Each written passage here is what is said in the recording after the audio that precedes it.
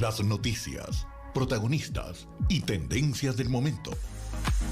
César Miguel Rondón, en Conexión Radio. La voz que cuenta la historia mientras ocurre. Muy buenos días. Son las 9:01 de la mañana de este viernes 14 de abril del año 2023. Usted sintoniza en este momento en Conexión Radio por Éxitos 107.1 FM, la radio del sur de Miami, territorio Éxitos. También nos puede escuchar en su teléfono celular, en su teléfono inteligente, con la aplicación Actualidad Media Group. Esa aplicación es totalmente gratuita. Y si entra en www.éxitos107.com, además de escucharnos, nos puede ver. Muy buenos días. Recibo el saludo de Carmen Delgado desde Medellín, nuestra querida Ana Black, épale, magnífica caricaturista, artista plástico. Pepita Sampera nos saluda desde Houston, María Alicia Sifontes en Caracas, Alfredo Pedrique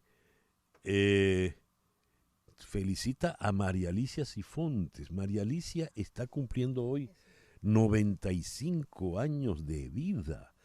María Alicia, qué maravilla, 95 años. Gracias por estarnos sintonizando, gracias por estar siempre con nosotros, María Alicia. 95 años. Dios te bendiga. Guillermo Lozada nos saluda desde Johns Creek, Georgia. Hugo Boscán en Áttiva, Valencia. 27 grados máximo aquí. 22 en Valencia. Ellos aguantan porque son maracuchos, dice él y su esposa. Rubria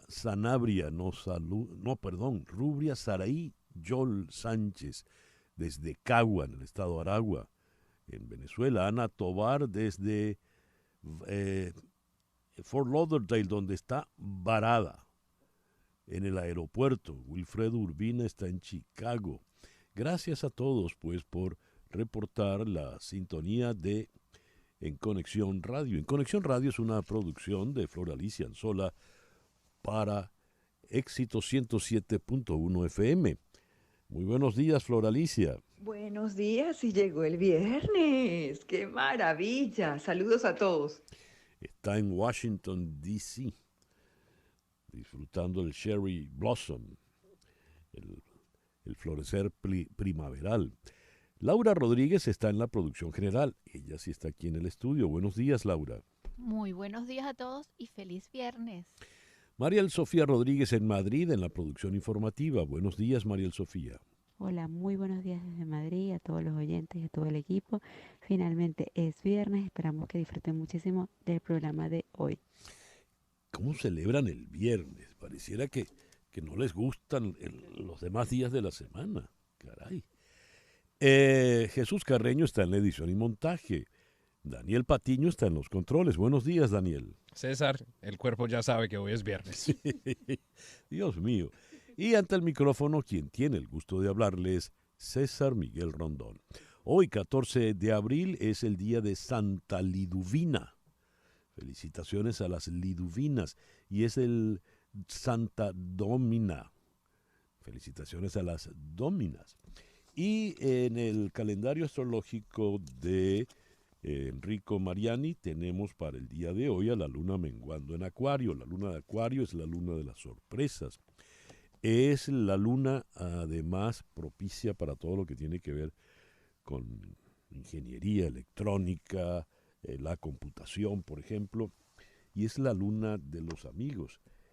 Y esa luna va a estar allá arriba hasta mañana sábado, cuando a las 6:57 de la tarde entrará menguante en Piscis. La luna de Piscis va a quedar entonces para el sábado y el día domingo, luna mística, luna para rezar, para meditar, para descansar.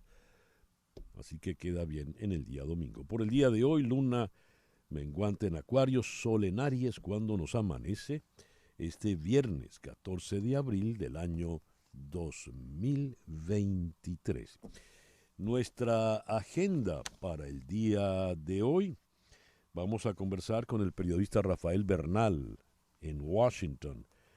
Donald Trump, en el caso por fraude con sus empresas, tiene que comparecer ante la fiscal de Nueva York, Leticia James. El caso se remonta a una demanda civil contra el exmandatario por presuntamente inflar el valor de los activos de la empresa. Esto no tiene nada que ver con el fiscal Braggs, esto es otro asunto. En Buenos Aires vamos a hablar con el economista Manuel Calderón. ¿Qué significan las perspectivas de menor crecimiento mundial del Fondo Monetario Internacional?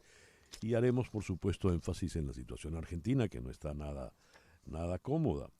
En Washington vamos a conversar con el periodista Eugenio Martínez. Él es experto en los temas electorales venezolanos y Nicolás Maduro asomó ayer de nuevo la posibilidad de adelantar las elecciones presidenciales. ¿Es eso factible? ¿Se podrá hacer? Y en Caracas vamos a conversar con la maestra Isabel Palacios, la fundadora de la Camerata Caracas, que está cumpliendo ya 45 años de fundada. Y es viernes, y el viernes musical lo vamos a dedicar a los Beatles. Ese va a ser el foro del día de hoy, porque se están cumpliendo 53 años de la separación de los Beatles en este mes de abril. Y todavía, fíjense, 53 años después, hablamos de los Beatles siempre en tiempo presente. Esto lo vamos a conversar con dos destacados bitrómanos. Leonardo Aranguibel, él es directivo en Disney, es un gran productor de cine y televisión, y Sergio Gómez, también un hombre de televisión, otro eminente bitrómano, como lo fue su padre, Sergio Gómez Jr., y su padre era un bitrómano también empedernido. Ese pues será nuestro programa para el día de hoy. Repasando las efemérides de este día, el 14 de abril de 1865, vamos a comenzar con esta. El 14 de abril de 1841 se publica El asesinato en la calle Morgue de Edgar Allan Poe. Esta está considerada la primera historia de detectives. Fue brillante porque el cuarto estaba cerrado, no había manera de acceder. ¿Y quién cometió el asesinato en un piso tan alto? Bueno, creo que no hago ningún spoiler. Fue un mono el que subió y cometió el asesinato. El 14 de abril de 1865, John Wilkes Booth entra al palco del presidente Abraham Lincoln en el Teatro Ford, ahí en Washington, y le dispara en la cabeza. Al día siguiente moriría el presidente Abraham Lincoln.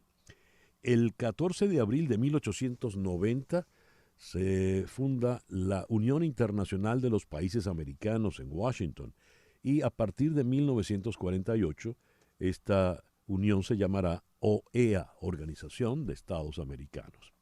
Tengo dos noticias cubanas, pero en años distintos. El 14 de abril de 1895, Máximo Gómez nombra al escritor y patriota José Martí mayor general.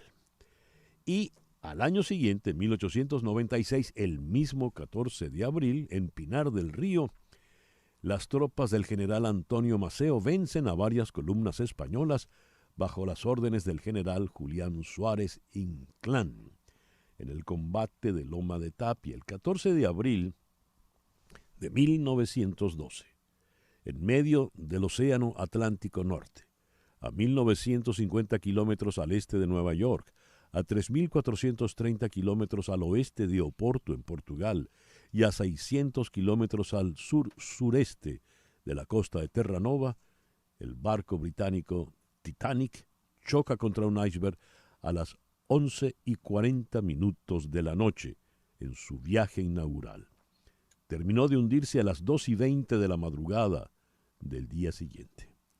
Murieron 1.496 personas de las 2.208 que viajaban a bordo. El 14 de abril de 1931 se proclama la Segunda República en España tras las elecciones generales, al conseguir las candidaturas republicanas la mayoría en 43 capitales de provincia. Ante este hecho, el rey Alfonso XIII decide abandonar el país. 5 años después, estallaría la Guerra Civil. Algo importantísimo en la historia de la humanidad, el 14 de abril del año 2003, hace 20 años ya, en Estados Unidos se completa el mapa del genoma humano. El 14 de abril del año 2003, no fue 2013, el 14 de abril del 2013, cierto, se celebran elecciones en Venezuela tras el fallecimiento de Hugo Chávez y sale ganador Nicolás Maduro en una elección que todavía se estima fue fraudulenta, que la había ganado Enrique Capriles, y esto fue hace ya 10 años, así que 10 años tiene ese señor ya en el poder. Hoy está cumpliendo 82 años Pete Rose.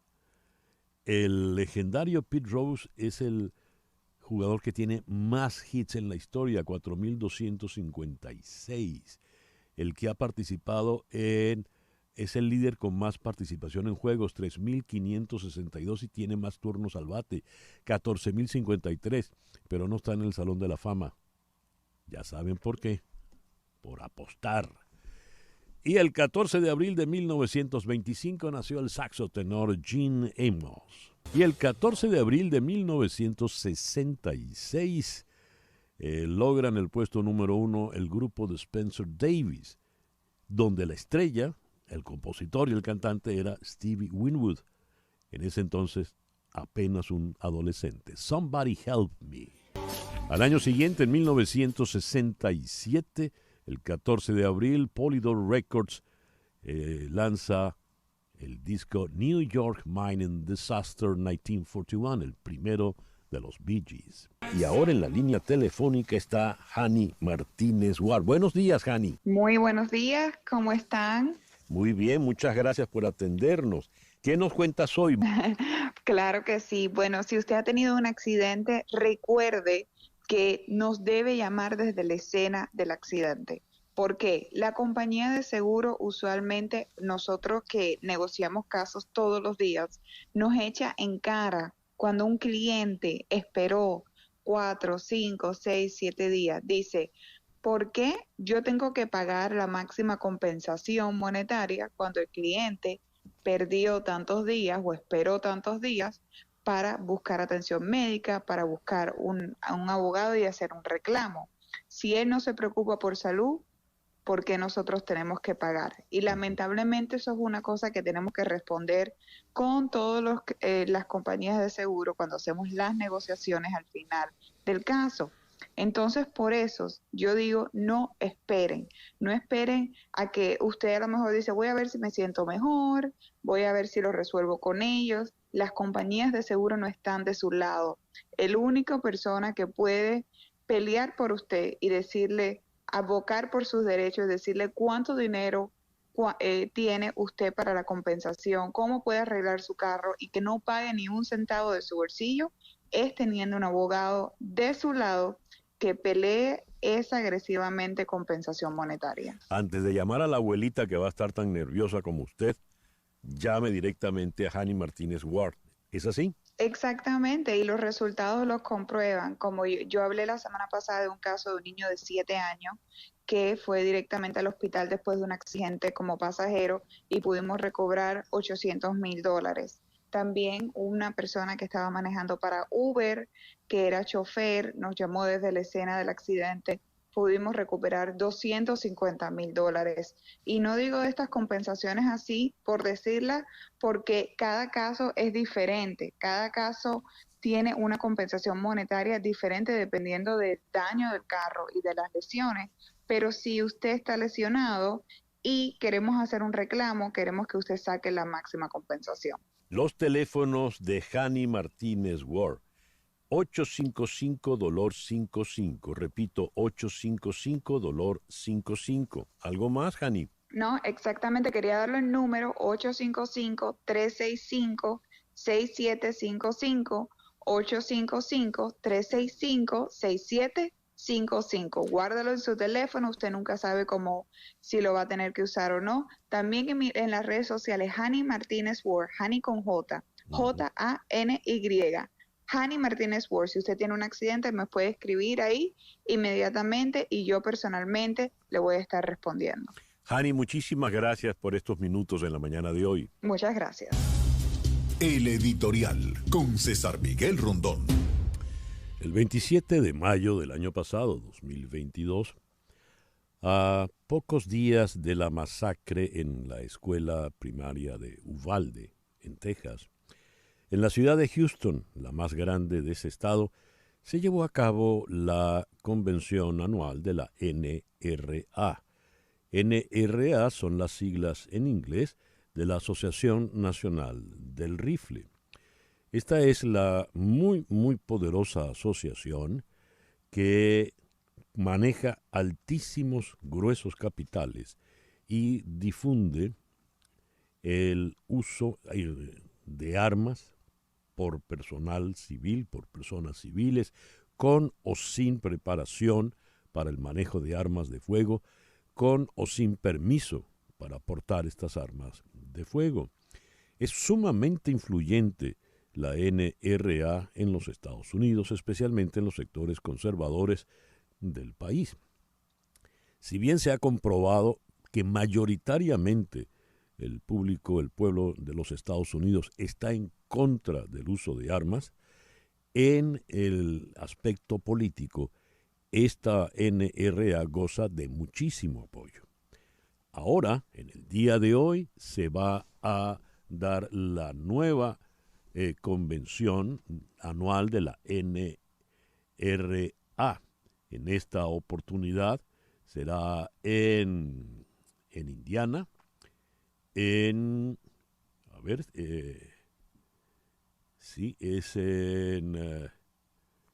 se va a estar dando, en el Convention Center de Indiana, desde hoy viernes hasta el domingo 16. Y para que tengan ustedes una idea de cuánto influye esto en el mundo político, sobre todo conservador, en el Partido Republicano, Donald Trump irá a hablar de nuevo en la convención. Fue el año pasado a Houston. Ron DeSantis también hablará, pero él lo hará por video.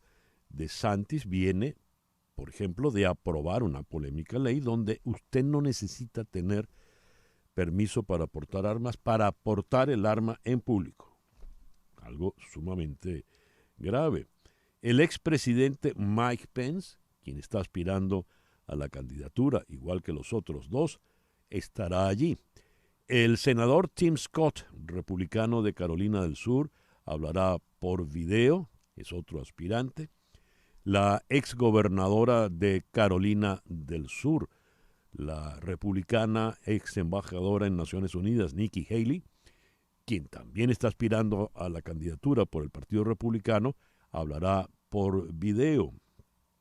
Así como otro que puede estar aspirando, como es el exgobernador de Arkansas, Asa Hutchinson.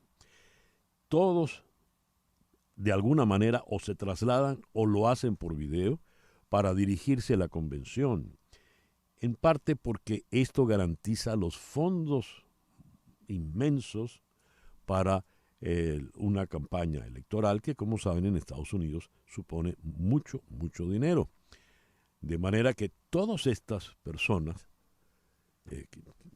uno de ellos quizá pueda ser el próximo presidente de Estados Unidos, está a favor del uso de armas que, como decía, las encuestas nos dicen que la mayoría de los estadounidenses no quiere ese porte de armas.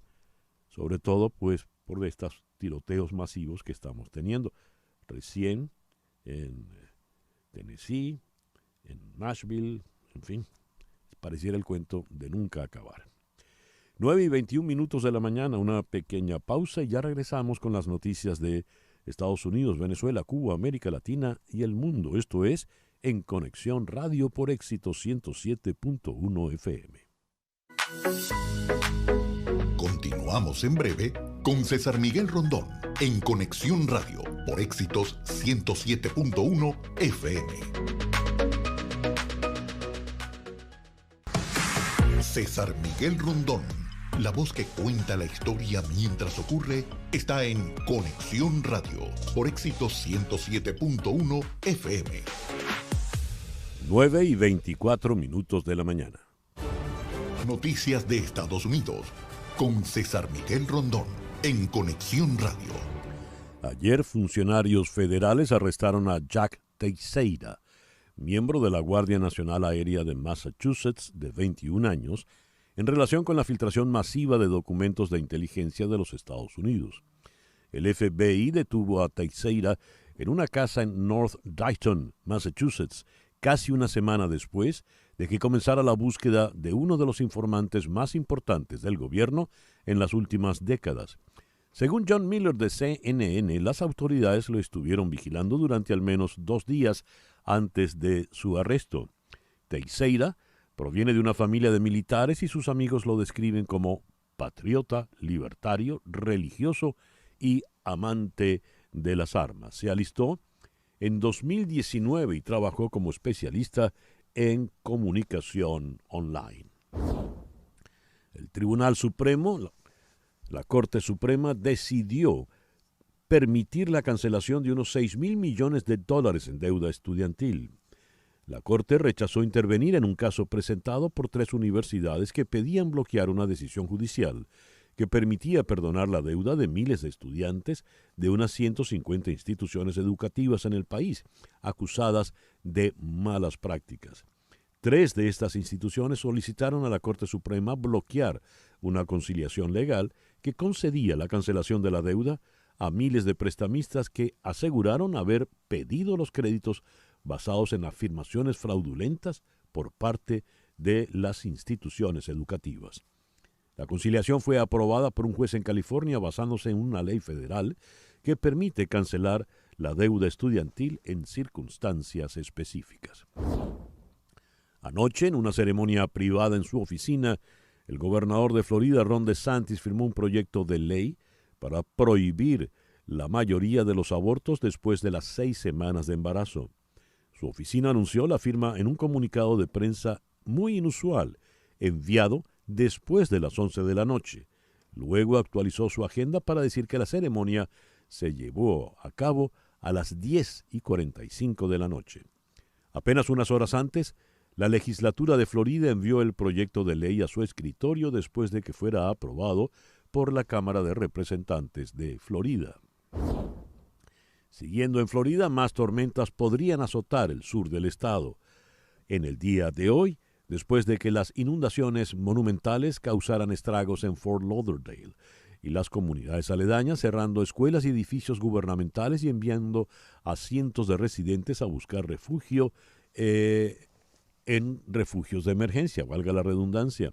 Muchas calles se convirtieron en lagos en Fort Lauderdale y ayer subió el volumen histórico de lluvia más de 2 pies. La inundación cerró el aeropuerto internacional de Fort Lauderdale, Hollywood. Por ello, la oyente que nos dijo, estoy aquí, varada en Fort Lauderdale. Las encuestas muestran cuánto perjudicó a Trump la primera acusación. Una encuesta de ABC News Ipsos, por ejemplo, mostró que más del 50% de los estadounidenses piensan que intencionalmente hizo algo ilegal en el caso del dinero secreto. Casi la mitad piensa que debería suspender su candidatura a la nominación presidencial republicana en el 2024 y solo el 25% piensa favorablemente de él. Una encuesta de CNN muestra que el 60% apoya la acusación en contra del expresidente Trump. Y ayer un tribunal de apelaciones en Washington rechazó el recurso que presentó el expresidente por el que pretendía librarse del juicio por difamación de la periodista E. Jean Carroll, que lo acusa de haberla violado a ella hace 30 años. Y tenemos que el expresidente, como había dicho la periodista Anna Applebaum, antes de que terminase el periodo de Trump en la Casa Blanca, dijo, cuando salga de la Casa Blanca va a pasar mucho tiempo ante los tribunales. Pues aparte de lo que hemos leído, recordemos que Trump tiene que comparecer de nuevo en Nueva York, no por el caso del fiscal Bragg, sino ante la oficina de la fiscal Leticia James. A ver, ¿cuál es la situación del expresidente Trump en este momento? Vamos a Washington. Allí en la línea telefónica está el periodista Rafael Bernal de The Hill. Rafael, muy buenos días. Gracias por atendernos. Muy buenos días, un gusto como siempre. Rafael, ¿cuál es la situación del expresidente? Escuchaste que cité a Ann Applebaum, quien dijo, cuando salga de la Casa Blanca va a pasar mucho tiempo en tribunales y por lo visto es así como le está yendo. ¿Qué nos puedes decir? Ciertamente va a pasar mucho tiempo en tribunales y hablando con abogados. Eso es lo que sí sabemos con certeza. Lo más interesante y lo más reciente fue obviamente su declaración en esta demanda civil, un asunto civil que tiene el Estado de Nueva York en contra de él respecto de sus prácticas comerciales. La acusación en sí, bueno, ya no la sabemos, de hecho llevamos meses o años, me parece ya, con estas acusaciones que aparentemente Trump y su organización de negocios cambiaban los valores de sus terrenos y de sus edificios dependiendo quién preguntara. Si era el fisco federal, valían menos; si era un banco para colgar una hipoteca, valían más. Y aparentemente y llevaban una doble contabilidad. De eso se les acusa, pero en un asunto civil. El expresidente ayer estuvo más de 7 horas rindiendo declaración en ese asunto y lo más interesante fue un cambio de estrategia. La primera vez que rindió declaración en ese asunto, antes de que lo acusaran penalmente en el otro tema que es también en Nueva York, había apelado a la quinta enmienda en contra de la autoincriminación y no había contestado preguntas. Según sus abogados ayer, por 7 horas, contestó las preguntas y las contestó directamente y abiertamente y sienten aparentemente que su mejor defensa es decir que los actos de los cuales se le acusan simplemente son actos de capitalismo y no actos de defraudación. Actos de capitalismo, variar la consideración de una propiedad según el caso. Eso es lo que alega el expresidente. Sí, básicamente dice que estaba haciendo negocios. No sabemos los detalles, no sabemos si aceptó el hecho de que había cambiado los valores de la propiedad y las acusaciones de tener una doble contabilidad. Uno supone que no aceptaría algo así porque eso es bastante claramente un tipo de defraudación, pero defendieron su actuación comercial como simplemente una manera de hacer negocios y la defensa, de acuerdo a lo que han dicho los abogados de Trump ante los medios, es que finalmente todas las partes en esas transacciones salieron ganando millones de dólares. No sabemos si sea cierto esa aseveración, pero esa es su defensa. ¿Qué podría ocurrirle en caso de perder este caso el expresidente y su familia? Lo que está pidiendo Leticia James, la fiscal del estado de Nueva York, son casi 250 millones de dólares en pagos punitivos. Ya. Visión para él y sus agentes más cercanos, que son, en este caso, son sus 3 hijos más grandes, sus 3 hijos de su primer matrimonio, de hacer cualquier tipo de negocio en el estado de Nueva York. Esa prohibición le podría, obviamente, causar mucho daño y le podría costar cientos de millones de dólares. Ya. Rafael, muchísimas gracias por estos minutos en la mañana de hoy. Gracias por la invitación. 9:33 de la mañana. Lo que ocurre en Venezuela con César Miguel Rondón en Conexión Radio. Diálogo en Colombia sobre Venezuela sin venezolanos. El gobierno colombiano anunció ayer que planea celebrar el 25 de abril una conferencia internacional para discutir las tensiones políticas entre la oposición venezolana y el gobierno de Nicolás Maduro, aunque el canciller colombiano aclaró que no participarán ninguna de las partes venezolanas. A la primera convocatoria asistirían países distintos a Venezuela que están preocupados por la situación. Venezuela no concurriría, dijo el canciller Álvaro Leiva. El empresario colombiano Álvaro Pulido Vargas, presunto socio de Alex Saab y solicitado por la justicia de los Estados Unidos, fue presentado cerca de la medianoche en un tribunal de Venezuela por su vinculación con una trama de corrupción, según informó el ministro de Comunicación Freddy Ñáñez. Pulido Vargas fue presentado junto a 6 exfuncionarios vinculados a tramas de corrupción en la alcaldía de Baruta, en la ciudad de Caracas, con el caso PDVSA y criptoactivos. Respecto al empresario colombiano, el ministro aseguró que era un operador financiero relacionado con el exdiputado chavista Ugbel Roa, a quien la Asamblea Nacional de Maduro, de mayoría oficialista, levantó la inmunidad parlamentaria el pasado mes, tras lo que fue detenido por formar parte de una de las tramas de corrupción. Nicolás Maduro mencionó de nuevo la posibilidad de que en Venezuela se realicen las elecciones presidenciales en este año 2023 y no en el último trimestre del 2024, como lo establece la Constitución. Las declaraciones de Maduro ocurrieron durante la marcha que se realizó en Caracas, con la que el Partido Socialista Unido de Venezuela conmemoró los 21 años del regreso al poder de Hugo Chávez tras el golpe de Estado que lo sacó de la presidencia por 2 días. Pretenden disfrazarse de demócratas para presentarse en las elecciones presidenciales próximas, que no sabemos si van a ser este año o el próximo. Guárdenme ese secreto ahí. Borren esto de la grabación. Cita textual para Maduro. Jorge Rodríguez, presidente de la Asamblea Nacional Chavista, planteó ayer exigirle a la oposición que se disculpe con Tibisay Lucena. Pero ya Tibisay Lucena está muerta. Esto durante una sesión del Parlamento oficialista. Rodríguez allí pidió que cualquier solicitud que haga la oposición al Consejo Nacional Electoral para que colabore en procesos electorales que organicen, como las primarias, se dé luego de que los antichavistas presenten una carta de disculpa a Lucena.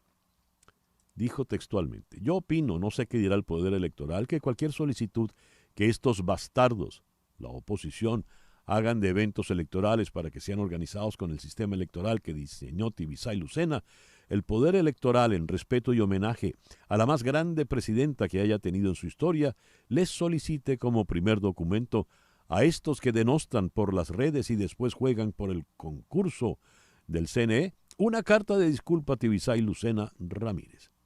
Es una cita textual, 9:36. Cuba es noticia en Conexión Radio. Washington emitió sanciones contra 3 altos cargos del Banco Internacional de Inversiones, acusado de estar bajo el control de Rusia y con sede en Hungría. Pero esta acción, que puso bajo los focos a la institución financiera, mostró también los intereses allí del régimen de Cuba. Según el informe de Estados Unidos, el banco es una tapadera de los servicios de inteligencia ruso y sus funcionarios habrían recibido inmunidad diplomática por parte de Hungría. El documento del Departamento del Tesoro advierte que la presencia de este banco en Budapest permite a Rusia aumentar su influencia de inteligencia en Europa, abre la puerta a las actividades malignas del Kremlin en Europa Central y los Balcanes Occidentales. Sorolla secuestrado en La Habana. El régimen no quiere arriesgarse a otro litigio internacional y bloqueó el préstamo de varios cuadros del pintor a España. Tras una ardua negociación de 7 años con el gobierno valenciano, La Habana ha dado su respuesta. Los cuadros de Joaquín Sorolla, que custodia el Museo Nacional de Bellas Artes, cuyo viaje a España por el centenario de la muerte del pintor estaba previsto, se quedarán en Cuba. El desplante era de esperar.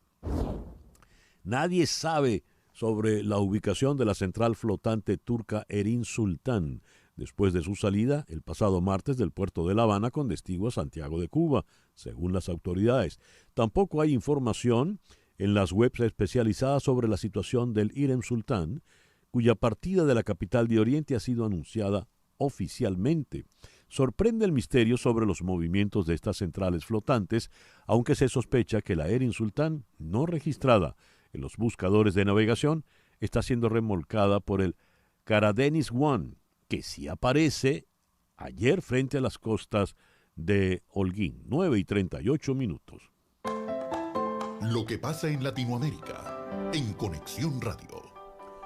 El Fondo Monetario Internacional anticipó ayer que el crecimiento económico de América Latina y el Caribe caerá a niveles más bajos que hace una década y se desacelerará del 4% registrado en 2022 a 1,6% este año. Destacó, sin embargo, que la región ha sido muy resiliente frente a numerosos shocks que ha enfrentado en los últimos años y afirmó que la producción y el empleo han vuelto a niveles superiores a los que tenían antes de la pandemia de coronavirus. Las previsiones, que son inferiores al promedio de 2,2% de crecimiento regional en la década de 2010, fueron dadas a conocer en momentos en que los países intentan controlar una fuerte inflación que, en promedio, alcanzó niveles cercanos al 15% en el año 2022, aunque pareciera haber retrocedido en marzo al 7% en gran parte de las economías de la región. El FMI advirtió que esa baja se debe sobre todo a la caída del precio de las materias primas. La Fiscalía General Mexicana citó a declarar al jefe de la agencia migratoria y emitió nuevas órdenes de captura para otros agentes migratorios con vinculación directa en la muerte de 40 migrantes en el centro de detención de Ciudad Juárez, que se incendió. Así se informó ayer el departamento en un comunicado. Un juez peruano condenó a 12 años de cárcel a un exministro y excandidato presidencial como coautor del asesinato de un periodista hace 35 años, cuando el político era un oficial del ejército durante el sangriento conflicto entre las Fuerzas Armadas y Sendero Luminoso. El juez Juan Santillán indicó en la lectura de la sentencia de más de 7 horas que Daniel Urresti, de 66 años, participó junto a otros militares en el crimen de Hugo Bustíos, quien fue emboscado, ametrallado y dinamitado el 24 de noviembre de 1988 en un camino rural de la provincia de Huanta, cuando se dirigía junto con otro colega que sobrevivió a cubrir el asesinato de 2 campesinos. Son las 9:41 de la mañana. Las noticias del otro lado del mundo, en Conexión Radio. La ONG Human Rights Watch ha exigido a Rusia la liberación del político y periodista opositor Vladimir Kara-Murza, acusado de alta traición por difundir información presuntamente falsa sobre las Fuerzas Armadas rusas y liderar una organización declarada como indeseable. Por otra parte, se informa desde Moscú que el señor Navalny, preso, está teniendo una enfermedad rara. Se presume que esté envenenado otra vez, como lo habíamos leído ayer, y no ha recibido hasta el momento atención médica. El Consejo Constitucional de Francia debe emitir hoy su dictamen sobre la reforma de las pensiones promovidas por el presidente Emmanuel Macron y aprobada por decreto por el gobierno. El Consejo debe decidir si valida total o parcialmente la reforma, que eleva la edad mínima de jubilación de los 62 a los 64 años, o si, por el contrario, la rechaza por ser contraria a la Carta Magna. Son las 9:42 de la mañana, una pequeña pausa y al regreso venimos con nuestro foro en el día de hoy. Beatles a 53 años de su separación. 9:42.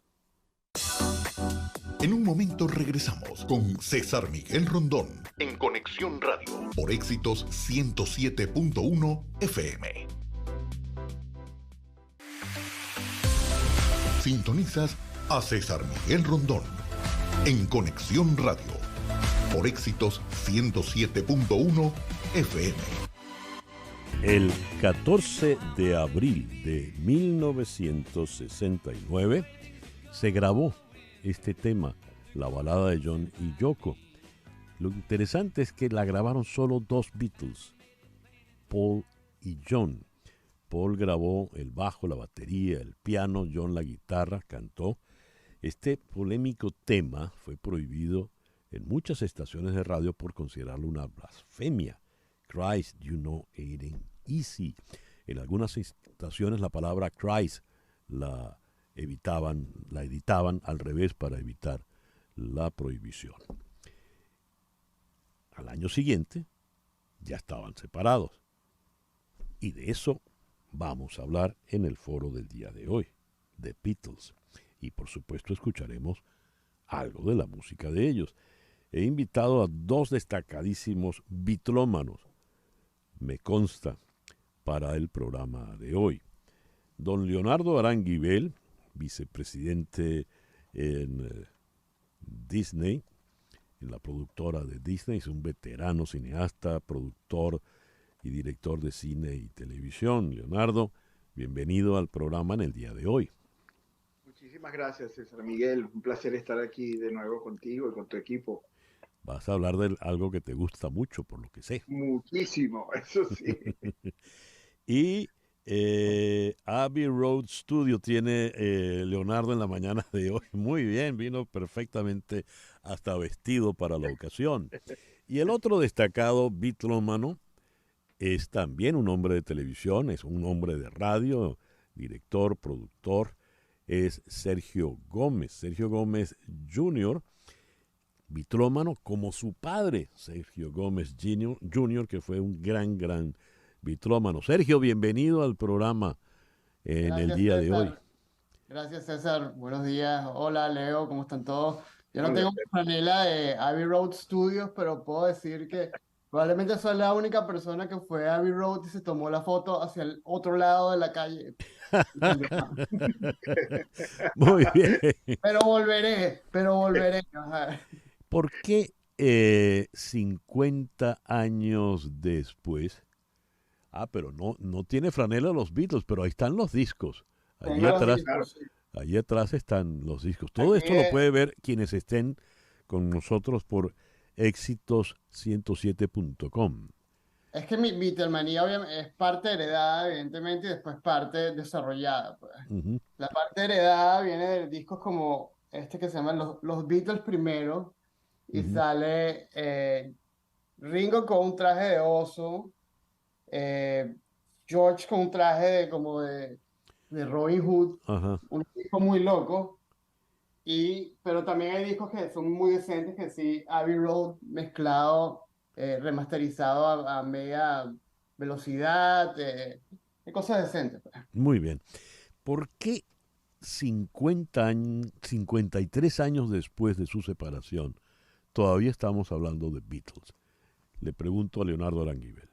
Bueno, yo creo que es indudable y a la vez innegable que el impacto en la cultura occidental, yo diría que global, pero vamos a enfocarnos en la parte occidental del planeta, provocaron los Beatles en los años 60, mucho más allá de lo que alguna gente desconocedora o alguna gente tal vez más joven en algunos casos no tiene idea, mucho más allá de lo que piensan que es, bueno, un grupo exitoso, que tuvo éxitos musicales. No, el impacto en la cultura de los Beatles, que transformó completamente a la industria discográfica en muchísimos sentidos, no solamente desde el punto de vista musical, de interpretación, de composición, sino además incluso hasta en detalles de la industria discográfica, como cómo se imprimían los discos, qué tipo de material se ponía en las carátulas de los discos o en el cuerpo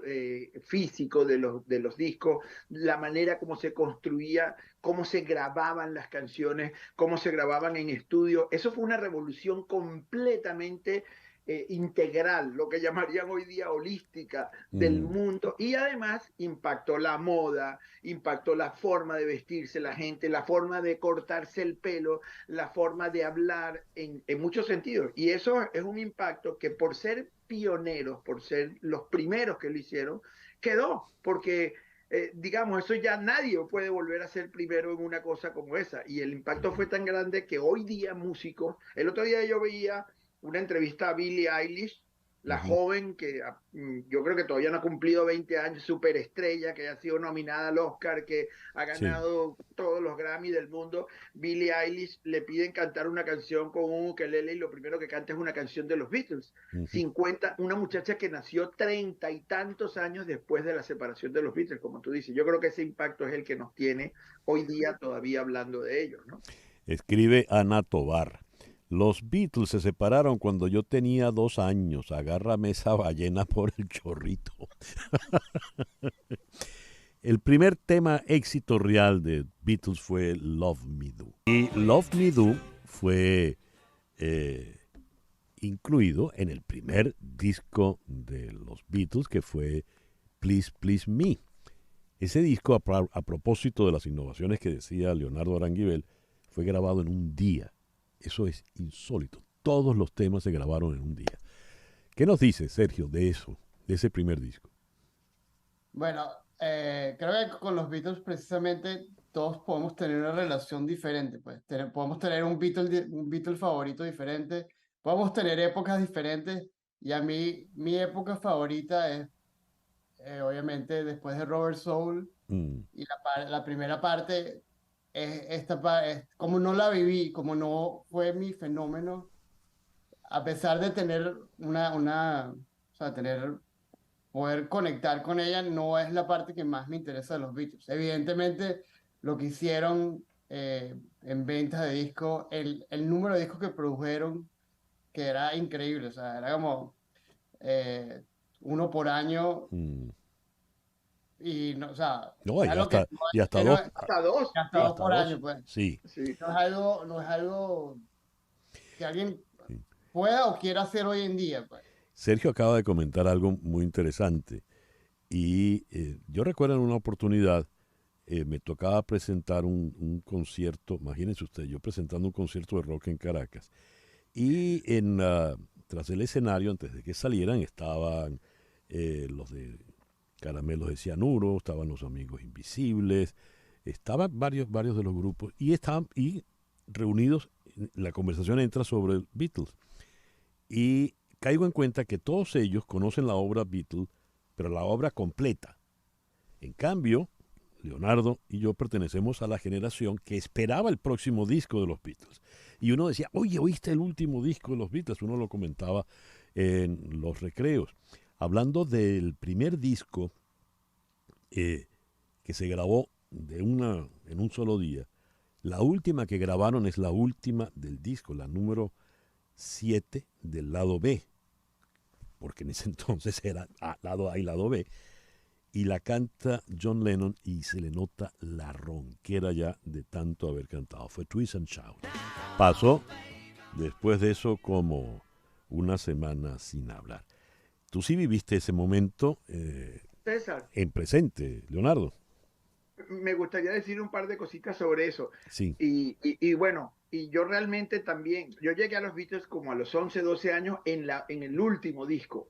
Yo me hice fanático con Abbey Road y Let It Be, y yo tenía 11, 12 años, algo así, y ahí empecé a retroceder. Y realmente, y esto es un mensajito para Sergio, yo empecé a oír en detalle la primera etapa de su carrera en los últimos 25 años, a oírla bien, no a escucharla como uno oye cosas en la radio y tal, pero sino a oírla en detalle, y me di cuenta de cuál fue el gran impacto inicial. Por ejemplo, volviendo a Love Me Do, como tú dices, César Miguel, vale la pena citar a Mick Jagger, el cantante de los Rolling Stones, que mucha gente dice, no, que son los Stones, que son mejores. No. Mick Jagger dice que la primera vez que él oyó Love Me Do en la radio, dice que se le iban cayendo los pantalones, que estaba asombrado de esa combinación de soul con rock y con guitarra, tocado con un pequeño solo de armónica en el medio, y que lo impactó muchísimo a él eso, y que lo hizo cambiar su manera de ver, y que le dieron unos celos increíbles. Y eso fue el primer tema nada más, ¿no? Y último que te digo sobre eso es en Twist and Shout, que tenía ciertamente una gripe John Lennon, y grabaron todo el día, y a la última hora, a las 9 de la noche, grabaron Twist and Shout. Esto es una medida del impacto. Esa ronquera que él tenía y generó un movimiento en la interpretación del rock que es el rasgar de la garganta, porque los cantantes que estaban asombrados de cómo sonaba, que ellos creían que además él lo estaba haciendo a propósito, que era un estilo de cantar, y eso se impuso. Todavía hay gente que canta con la garganta desgarrada y nadie sabe, o bueno, pocos saben que el inicio de eso es el impacto que causó esa interpretación de John con gripe a las 10 de la noche cantando Twist and Shout. Bueno, en primer lugar, llego a la conclusión, ya que ustedes llegaron tarde a los Beatles, que aquí el más viejo definitivamente soy yo entonces, ¿no? Es posible. No. Es posible, aunque mis canas digan lo contrario. Bueno, pero por lo menos tienes canas, ya yo no tengo ni cabello. Ya mencionaste a Mick Jagger, y es bueno recordar que el primer éxito de los Rolling Stones es un tema de los Beatles. Búscala ahora con los Beatles, por favor, Daniel. Vamos a escuchar eso y aquí Chere Ramos Graterol está conmigo. Dice, soy de la generación que esperaba el próximo disco. Mi hermano, como hermano mayor, los compraba en Don Disco, en efecto, allí en Chacaíto. El primer disco que yo compré en mi vida fue Help. Lo compré con dinero mío y me costó 13 bolívares con 50. Mira, Chere Ramos Graterol estudiaba en el Gustavo Herrera cuando yo estudiaba en el Gustavo Herrera, así que somos más o menos, creo yo, un año más, un año menos. Creo que tenemos la misma edad. Saludos, Chere, un placer saber de ti. Qué bien, Chere. Yo no la conozco personalmente, pero la quiero mucho. Es una de esas oyentes que siempre está allí con nosotros. A ver, ahora sí con los Beatles, Daniel. Es una versión mucho más rápida. La de los Rolling Stones era una versión mucho más pesada.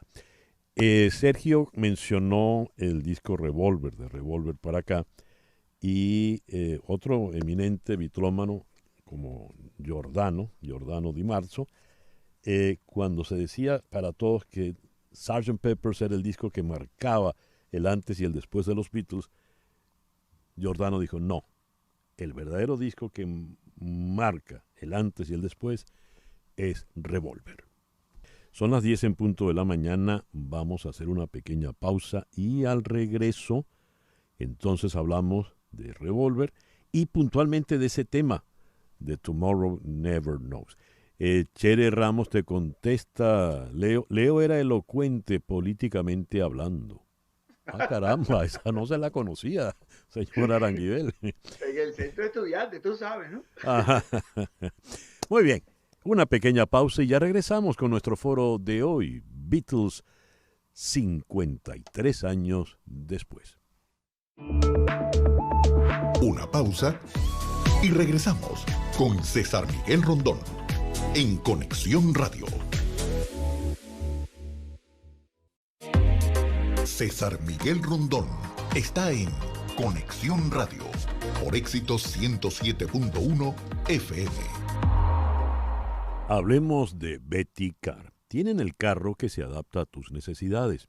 Te lo entregan con la mecánica al día, pulido, limpio y con garantía. Pero lo mejor de todo es que no necesitas ni social ni crédito. No tienes de qué preocuparte porque ellos se encargan de todo. Si tienes poco down payment, también te ayudan a financiarlo. Síguelos en Instagram, @BettyCarsMiami. Allí puedes ver la variedad de vehículos.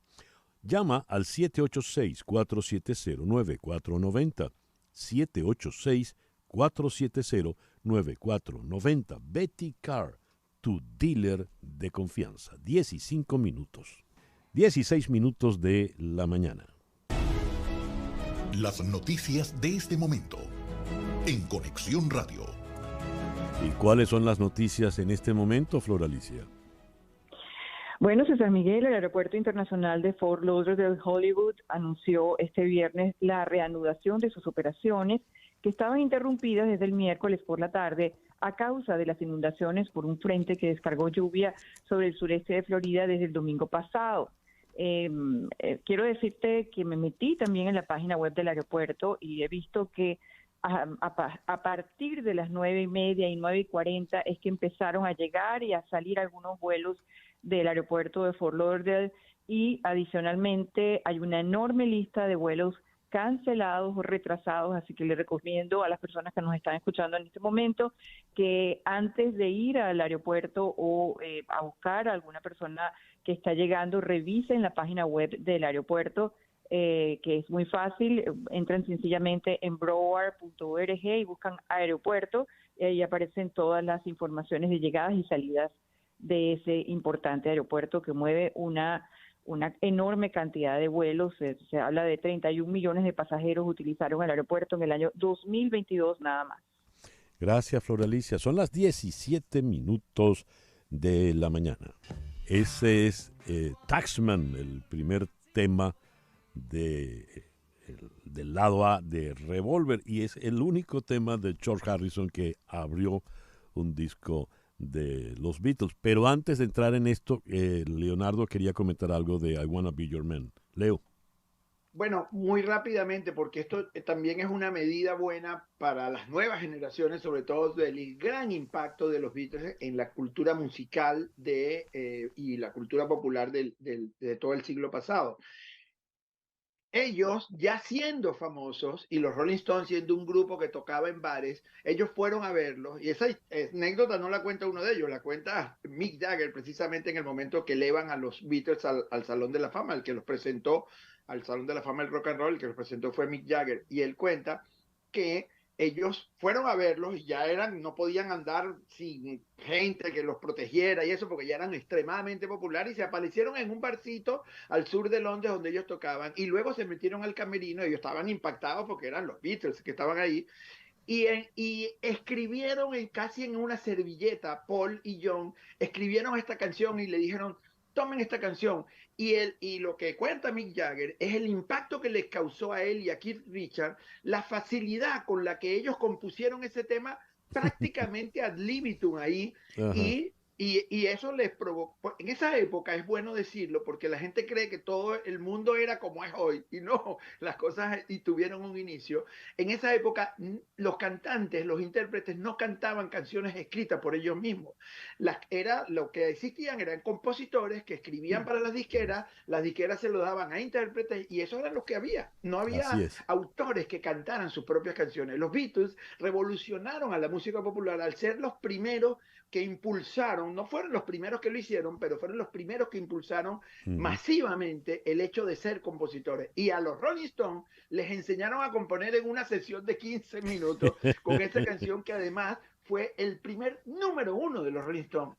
Para ver, ni siquiera hacía falta que lo cantaran ellos, que luego la cantó Ringo Starr, por cierto, en un disco de los Beatles, pero el impacto que causó los Rolling Stones los convirtió en la gran, y además los hizo empezar a intentar componer y aprender a componer. Ellos se asombraron de cómo lo compusieron con tanta facilidad, y esa técnica, como dijo Mick Jagger, no se les borró para jamás, para nunca más.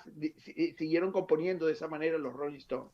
Hablaba Leonardo Aranguibel, que es hoy por hoy un vicepresidente de producción nada menos que en Disney.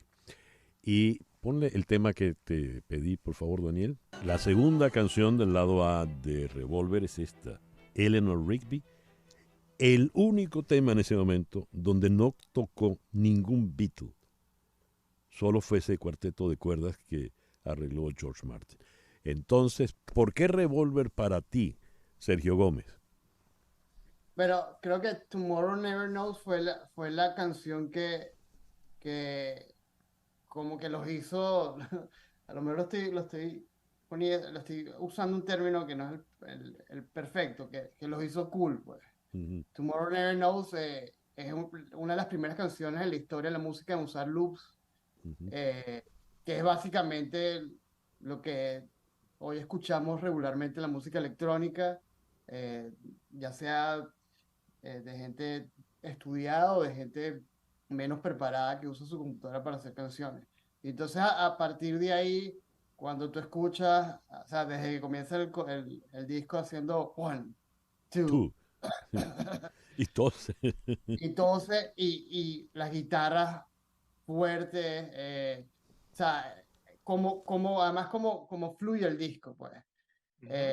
Quizás lo único que uno diría que tal vez es un cambio en lo que es el disco, es el Yellow Submarine, que te dice, bueno, ¿qué pasó aquí? Alguien llegó un poco más divertido de lo normal al estudio ese día, pues. Pero, o sea, canciones como For No One, con el uso de la trompeta, del corno en ese momento, Here, There and Everywhere, la parte final de cómo se escribe esa canción, que no, o sea, no es coro, sino es un nuevo coro al final. Es un disco que hoy en día suena mejor, más creativo que las cosas que estamos escuchando, inclusive de gente realmente buena hoy en día. Muy bien, tienes toda la razón, Sergio Gómez. Y otra de las innovaciones de un tema donde no tocaron ningún instrumento como Eleanor Rigby, tan suave, tan armónico, esto que parece algo de soul, con un cuarteto de metales al fondo, Got to Get You Into My Life. Y quiero decir algo de esta canción, César, bueno, estos últimos años que se han dedicado a remasterizar los discos, a lanzar ediciones especiales, una de las cosas que descubrí que no sabía es que la mayoría de los discos de los Beatles fueron grabados y mezclados en mono. Sí.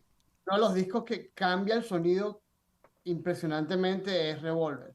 Y la canción que más cambia el sonido es Got to Get You Out of My Life, porque el sonido la hace mucho más rápido, o sea, es una nueva experiencia completamente, y lo recomiendo que busquen el disco mono de Revolver, porque es una experiencia nueva. Sí, eso que acabas de apuntar es muy, muy importante, porque hacían todos los discos, era en mono. A ver, Daniel, por favor. Esa te la dedica expresamente Daniel Patiño a ti, Sergio Gómez, porque ciertamente es la canción que está fuera del patrón, pero fíjate que dio pie para después la película de dibujos animados, que fue a su vez toda una innovación. Ahora sí. Y generaciones de niños se la saben de memoria en el mundo entero. Sí, señor. Increíble, ¿no? A ver, Daniel, por favor. Bueno, yo voy a citar, yo como estoy obviamente en una misión aquí, que es la de tratar de difundir el impacto que causaron ellos en otros músicos, sobre todo, hay una anécdota preciosa de Roger Waters, uno de los grandes creadores de Pink Floyd, que cuenta ellos una banda empezando, ellos iban en un carro de gira por el interior de Inglaterra, era un grupo empezandito y iban a grabar su primer disco, lo acaban de grabar, algo así. Cuando la BBC, el día que se pone a la venta o que se presenta Sgt. Pepper's, el disco, en una de las radios de la BBC, ponen el disco completo, sin interrupciones.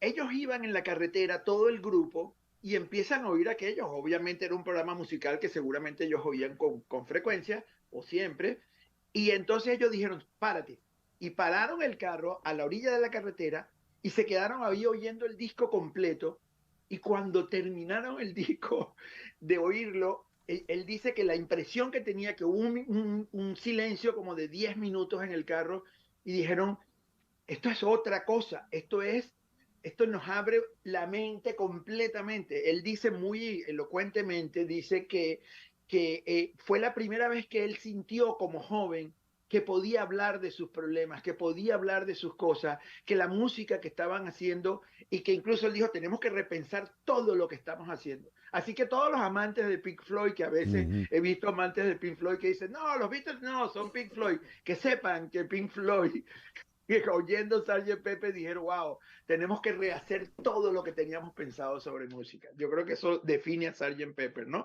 Y al impacto que causó en el mundo, ver a todos los músicos del planeta, porque además Sgt. Pepper, como decíamos al comienzo, cambió cómo se hacían las carátulas de los discos. La primera vez que las canciones estaban impresas, eso parece increíble hoy día, la primera vez que una carátula era desplegable, doble, exactamente. La primera vez que las canciones estaban impresas, la foto de la portada. El impacto fue tan grande que la industria discográfica, en la manera de hacer los discos, cambió para siempre. Ya hoy es una cosa de museo, porque ya no hay los discos solamente para el culto, pero yo creo que el Sgt. Pepper es un momento especial de la cultura. Sí, di Sergio. El final de Sgt. Pepper con los, entiendo que son 3 pianos de cola. Ajá, en la nota final, sí, el acorde final. En la nota final creo que, y me imagino que también tanto Gilmour como Waters han debido estar en un estado un poco alterado. Cualquiera puede terminar impresionado, ¿no? Del momento. Hablar, esa frase me pegó, Leonardo, cuando dice, creo que fue, no sé si fue Gilmour o Waters a quien referiste, pero entendí como joven que podía contar mis problemas. Pon este tema un segundo, Daniel. Es un tema sumamente complejo. Allá hay una historia que armada en varias partes, son varias voces dramáticas las que intervienen. ¿Qué nos dices de She's Living Home, Leo? Bueno, eso es uno de mis temas preferidos en la vida. Antes de que naciera mi hijo Sebastián, nosotros le poníamos en el vientre unos audífonos a Moira, mi esposa, para que oyera a She's Living Home. Y me alegra saber que muchos años después mi hijo es fanático, y mi hija Lía y mi hija Andrina, todos son fanáticos de los Beatles. Y She's Living Home es un tema tan complejo, como dices tú, que no solamente el tema de cómo es interpretado musicalmente, que también es como una continuación de Eleanor Rigby en el uso de las agrupaciones de cuerdas. En este caso, un octeto de cuerdas, que es el que acompaña con un arpa principal, líder, que guía toda la melodía de la canción. Pero además, si uno lo oye detalladamente, ve cómo John y Paul van cruzando e incluso contradiciéndose. Él va diciendo unas cosas y John va como respondiendo con partes de la letra que él compuso. Es extraordinaria, es un tema de estudio, y es un tema para que yo tengo entendido que en muchas academias de música clásica, lo que llaman música académica, lo estudian, porque es una cosa perfecta creada por estos jóvenes. Y ahí hay que decir que George Martin, contribuyó dirigiendo el arreglo de las cuerdas, contribuyó enormemente, como en toda la obra de ellos. Pero sí, es un tema muy, muy especial, She's Living Home. El foro tiene que terminar y yo no me he dado cuenta de la hora. Ya que son 2 hombres de televisión, los bitlómanos que hemos invitado, vamos a cerrar entonces con este tema, Daniel. All You Need Is Love, que se grabó en vivo con la orquesta detrás. Estaba Mick Jagger, por cierto, ahí sentado en el piso entre el público que los veía. Fue la primera transmisión vía satélite entre los continentes. ¿Qué nos dices de esto, Sergio? Bueno, sí, o sea, esa imagen, ese video quedará grabado, y la gente tal vez hoy en día no entienda lo importante que fue para la historia, lo importante es para la cultura, que o sea, que ellos hayan grabado, cantado esa canción en vivo, y que eso es lo que tenemos, pues. Eso es lo que hoy en día es All You Need Is Love. Así es. Un himno, sí. Leonardo, ya para cerrar, ¿qué nos dices? Bueno, yo solamente quisiera reafirmar lo que hemos estado diciendo de ese extraordinario impacto de artistas que hoy día son seguidos desde todos los géneros. Como yo recuerdo a Juan Luis Guerra decirnos que su primer grupo era un grupo que cantaba canciones de los Beatles y que se distribuían. Él siempre pedía las canciones de Paul McCartney. Javan, el gran creador, extraordinario creador brasilero, de música brasilera, popular brasilera, su primer grupo era un grupo que se llamaba LSD, que es Lump Sum Dimensión, una cosa así le habían puesto en brasilero, en portugués. Y todos. Es que cuando tú vas a ver, Frank Sinatra lo grabó, Elvis Presley lo grabó, que fue el gran rey previo, el original, el gran líder del mundo del rock, y todo el mundo, en todos los órdenes, todos los músicos reconocen el impacto gigantesco que en su obra, al día de hoy, por eso citaba al comienzo a Billie Eilish, al día de hoy todavía sigue siendo para los músicos una reverencia extraordinaria los cambios que introdujeron en las armonías, en los acordes, como decía Bob Dylan, que los acordes le dijeron a Bob Dylan, la música cambió para siempre con estos tipos, y él decidió irse a la guitarra eléctrica. Perdón, que yo me emociono. He de decirte, Leonardo, que todos mis hijos son bitlómanos, pero la menor, que es músico integral, María Antonieta, es más bitlómana que su papá. Así que creo que hicimos el trabajo. Sergio. Puedo decir de mi hija Lía eso también. Muy bien. Sergio, ya para cerrar. Bueno, igual, o sea, la importancia de los Beatles no hay músico en el mundo que directa o indirectamente no esté influenciado por los Beatles, y culturalmente quiero cerrar con uno de mis episodios favoritos de Mad Men, o de la historia de la televisión, donde Weiner usa la canción Tomorrow Never Knows, no solo para demostrar un cambio en lo que estaba pasando culturalmente en su momento, sino para demostrar cómo la generación de Don Draper se estaba desconectando. Muchas, o sea, y después de haber pasado todo el episodio diciendo que las canciones de los Beatles son muy caras para las comerciales, esto aún mejor, pues. Pero nada, vamos a tener Beatles, y gracias a Disney yo creo que todo el mundo debería ver el especial de Let It Be, que muestra un poco esa relación entre ellos ya muy desgastada, pero también la parte creativa, que no hay nadie que te pueda explicar, sino con imágenes y con ese testimonio de cómo hacían ellos las cosas. Gracias a Sergio Gómez y a Leonardo Aranguibel por acompañarnos y por evidenciar por qué 53 años después de haberse separado, seguimos hablando y oyendo Beatles. Muchísimas gracias, queridos amigos. 10:25 de la mañana, una brevísima pausa, y ya regresamos En Conexión Radio. Continuamos en breve con César Miguel Rondón en Conexión Radio por Éxitos 107.1 FM.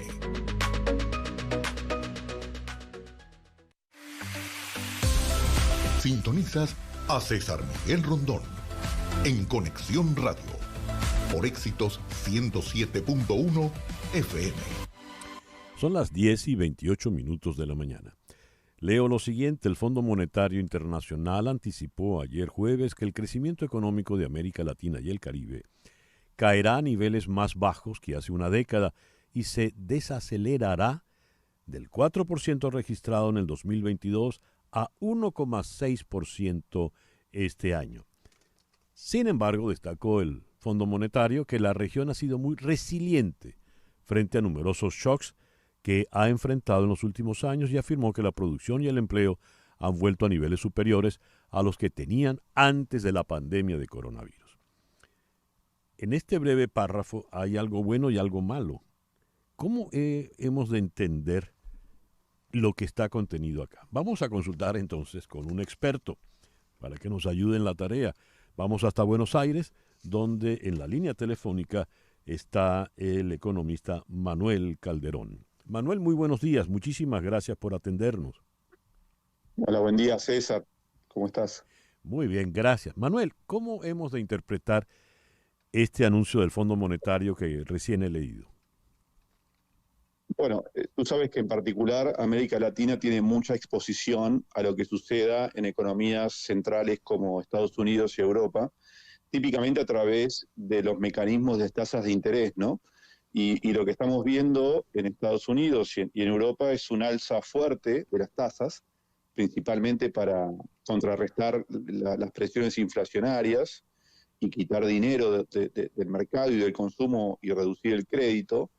Y eso impacta fuerte en Latinoamérica, porque en general tenemos carga pesada de deuda y tenemos que hacer pagos de intereses importantes, ¿no? Todos los años, entonces eso suele elevar el costo de pagar la deuda y hace más complicado lo que sería la renovación de deuda, ¿no? Por eso es tan importante que los países latinoamericanos vayamos a situaciones fiscales más sólidas, ¿no? En general, esto se trabajó estos últimos años, creo que todas las economías latinoamericanas, salvo excepciones como bueno, Argentina es uno de los casos, Venezuela, tienen las cuentas muy ordenadas a nivel macro, entonces esto piensa que en otras épocas de la historia económica hubiese sido catastrófico, como en la década del 80, que eran economías mucho más endeudadas y con déficits fiscales más grandes.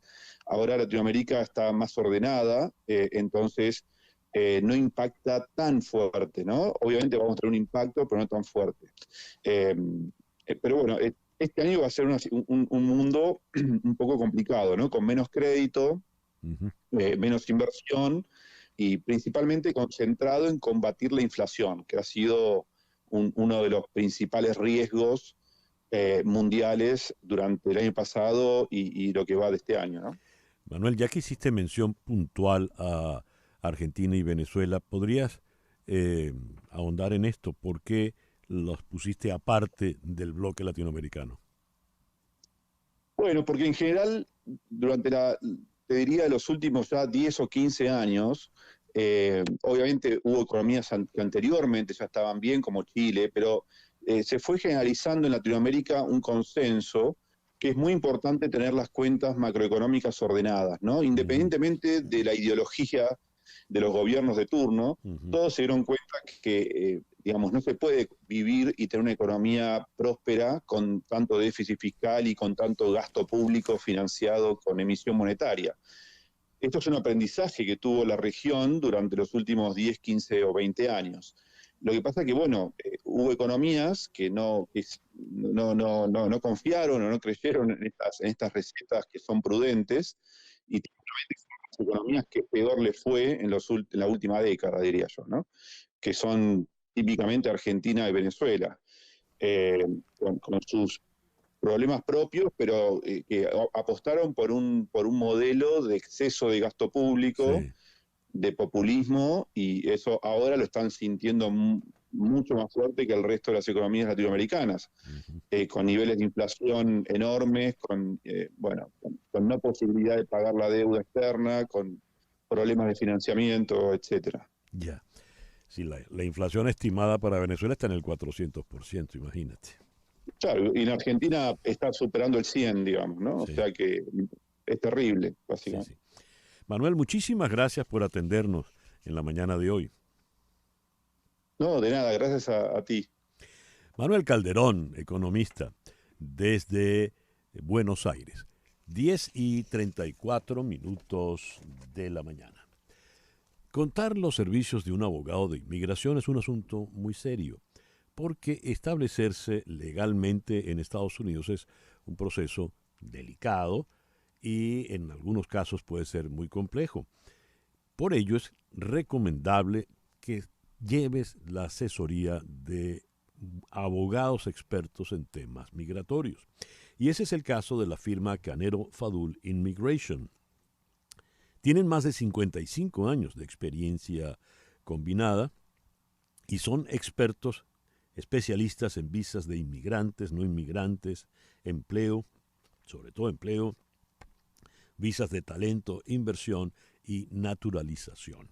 Te acompañan a lo largo de todo el proceso y las tarifas son bastante atractivas. Llama por favor a este número, 305-579-9218. Repito, 305-579-9218. Y si cuando llamas dices que lo haces de mi parte, la primera consulta es gratis. Canero Fadul Immigration, reputación, confiabilidad y efectividad. 10:35. Hoy está cumpliendo 50 años David Miller, el tenor lírico estadounidense de este cuarteto vocal tan popular, Il Divo. Han vendido ya más de 35 millones de copias en todo el mundo. Temprano en la mañana, al leer las noticias de Venezuela, reparamos en esta información. Ayer, en la conmemoración de los 21 años del regreso al poder de Hugo Chávez, en lo que se llamó la marcha, en fin, la marcha patriota, no sé muy bien cómo la llamaron, dijo Nicolás Maduro, voy a leer la cita textual: pretenden disfrazarse de demócratas, refiriéndose a la oposición, para presentarse en las próximas elecciones presidenciales, que no sabemos si van a ser este año o el próximo. Guárdenme ese secreto ahí, borren esto de la grabación. Cita textual. Insiste en que las elecciones pueden hacerse este año y no a finales del 2024. ¿Es eso logísticamente factible? ¿Es eso posible? Se lo pregunto a alguien que conoce muy bien el tema electoral venezolano, como lo es Eugenio Martínez. Eugenio, muy buenos días. Muchísimas gracias por acompañarnos. Buenos días, César. Un gusto escucharte. ¿Es factible eso que vuelve a asomar a manera de amenaza a Maduro? Bueno, desde el punto de vista técnico, sí. Ahora, como bien dices, es una amenaza reiterada de Nicolás Maduro, de algunos voceros del madurismo, especialmente cuando se acerca un proceso de negociación o de reanudación de las negociaciones. No hay que olvidar que el 24 de abril, en teoría, se va a dar la conferencia en Bogotá, donde se va a tratar de reimpulsar el proceso de negociación de México, un proceso que está centrado, un proceso que se va a centrar en esta etapa en las garantías políticas y electorales que tendría que tener la elección del año 2024, resaltando que es una amenaza reiterada, sinceramente. A ver, y por supuesto, poco le va a importar a él la Constitución, los lapsos constitucionales, toda esta serie de circunstancias. ¿Cuál es el interés en adelantar y cuál es el interés en asomarlo como amenaza? Bueno, aquí hay una ganancia política para Maduro, ¿no? Si la oposición termina creyendo que es factible que se adelante la elección, entendiendo que se pondría o sería muy complicado para la oposición realizar sus elecciones primarias del mes de octubre. Si la oposición no hace elecciones primarias y no logra dirimir un candidato único, seguramente vamos a tener al menos varios competidores de entrada en esa elección presidencial, que es lo que más le interesa a Maduro. Y esas elecciones primarias van a contar o no con el CNE. Y si cuentan con el CNE, ya Jorge Rodríguez asomó ayer que había que pedirle disculpas a la difunta señora Tibisay Lucena. Me gustaría tu opinión al respecto. Bueno, el problema con el CNE, más allá de la declaración de Jorge Rodríguez, está más asociado al uso de las captahuellas y al secreto de la lista de participantes en las primarias. Ese realmente es el tema que se está discutiendo el día de hoy. No es la primera vez que desde el madurismo se exige a la oposición firmar algún tipo de carta o documento donde se arrepienta la oposición de acciones en el pasado. En este caso es muy emblemático lo de Tibisay Lucena, pero tampoco es la primera vez que se le exige a la oposición algo similar. Ya. Eugenio, muchas gracias por estos minutos en la mañana de hoy. Un abrazo, César. Eugenio Martínez nos habló desde la ciudad de Washington. Son las 10:40. Sí, ya regresamos en Conexión Radio por Éxitos 107.1 FM.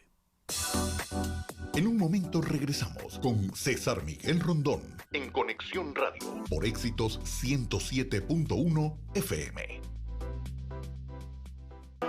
La Bomba, camerata renacentista de Caracas. Pues bien, la Fundación Camerata de Caracas cumple 45 años y me da mucha alegría, es todo un honor tener en la línea telefónica desde la ciudad de Caracas a la maestra Isabel Palacios. Querida Isabel, muy buenos días, gracias por acompañarnos en esta mañana. Gracias a ti, César Miguel, sin duda una belleza poder conversar contigo.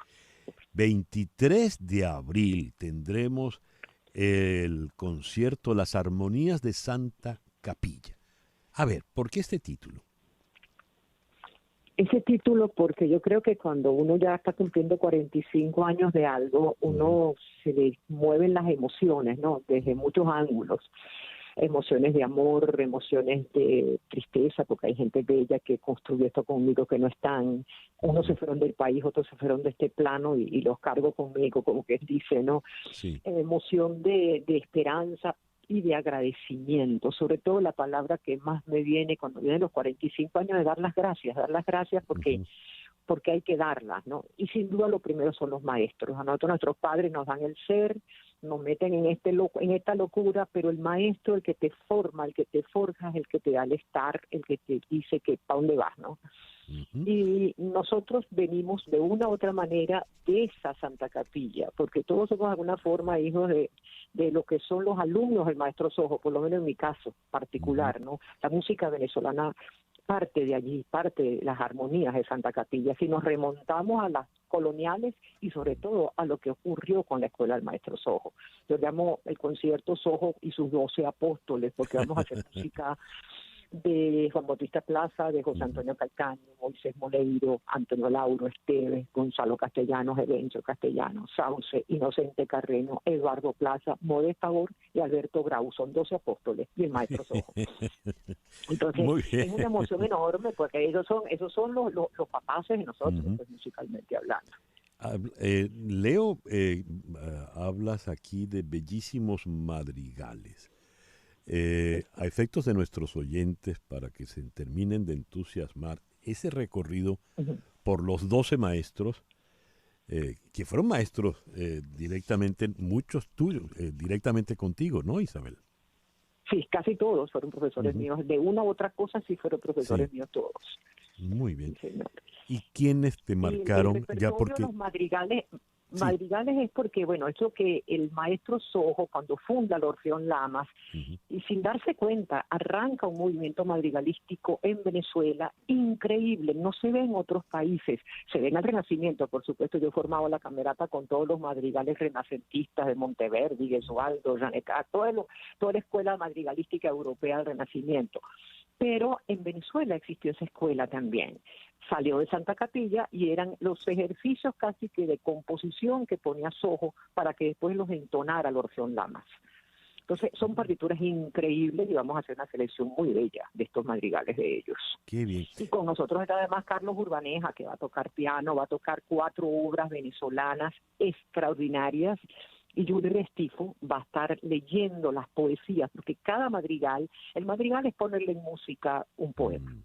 Entonces quiero que la gente entienda de dónde se inspiraron nuestros compositores para escribir esa belleza de música. Entonces Yuri va a estar leyendo las poesías de los cantos nuestros. Va a ser muy bello, un concierto muy bello, de verdad que sí. Precioso de verdad. Por favor, Isabel, invita a nuestros oyentes.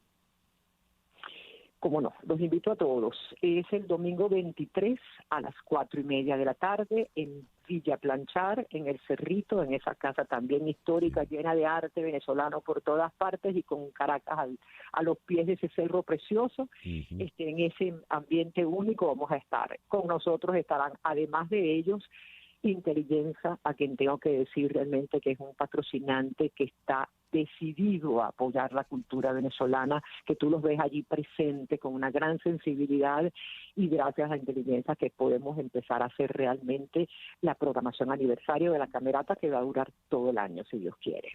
Entonces, eso es lo que va a pasar el domingo 23 de abril en El Cerrito. Isabel, enhorabuena, de verdad, te felicito, han sido 45 maravillosos años, por ahora, porque como dicen, contando, ¿no? Contando, Dios te quiera. Sí, así es. Isabel, muchísimas gracias, de verdad, por atendernos. Gracias, César Miguel. Gracias a ti. La maestra Isabel Palacios, fundadora de la Camerata de Caracas. El reloj indica 10:49 de la mañana. Las noticias de este momento en Conexión Radio. ¿Y qué noticias tenemos ya para cerrar, Flor Alicia? Bueno, César, el Reino Unido prepara 2 monedas conmemorativas de la coronación de Carlos III, una de 50 peniques con la abadía de Westminster y una de 5 libras con la corona Tudor. No será la corona que lleve el monarca durante la ceremonia del 6 de mayo próximo, pero sí la que ha elegido el propio Carlos para quedar inmortalizado en las monedas británicas. Chris Baker, de la fábrica de la moneda, ha dicho que está llevando la corona Tudor, que ya no existe en la actualidad y es la que usaban los monarcas de la dinastía Tudor, pero fue destruida en 1649. La serie conmemorativa de la coronación también incluirá monedas de 1 onza y estarán disponibles del 24 de abril. A partir de entonces, los británicos podrán volver a tener a un rey en su bolsillo, algo que no ocurría desde hacía décadas. Ya. Gracias, Flor Alicia. Hoy, 14 de abril, es el Día Mundial de la Enfermedad de Chagas, una dolencia transmitida por el parásito Trypanosoma cruzi, que afecta principalmente a las poblaciones pobres en América Latina. ¿Por qué se eligió este día?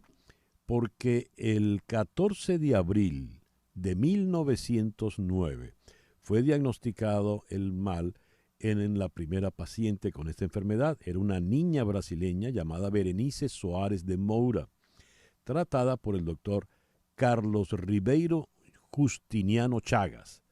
De ahí el nombre de la afección, el mal de Chagas. Son las 10:50 de la mañana.